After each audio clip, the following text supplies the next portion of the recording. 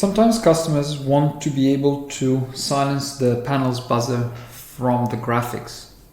The way to do so is to go into programming mode and go to your maps. So we need to create a button that we will call silence buzzer, for example. We can also use something similar to the home button, for example. We just modify it slightly, silence buzzer. You can change it.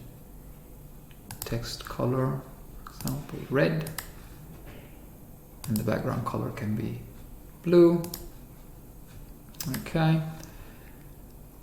Now, what we need to do now, however, we can save, actually, we want to use it to control remote equipment.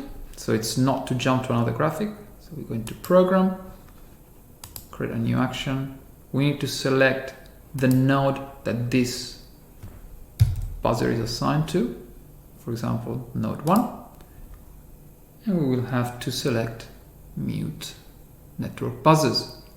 Do not be tempted to silence the network alarms or to use silence or silence panels alarms, because that will silence all your EWS outputs. So we just mute network buzzers, or in this case the panel buzzer, because we just want to mute what's on this map, for example.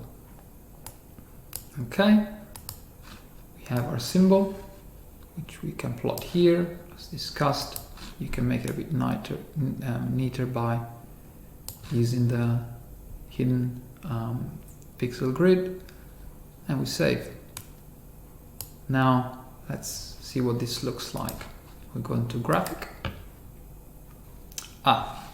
Now this does not display the recent changes. The reason being is that the map has not refreshed properly. So all we need to do is close and get back in. Now it appears. Now remember that we selected the text to be red.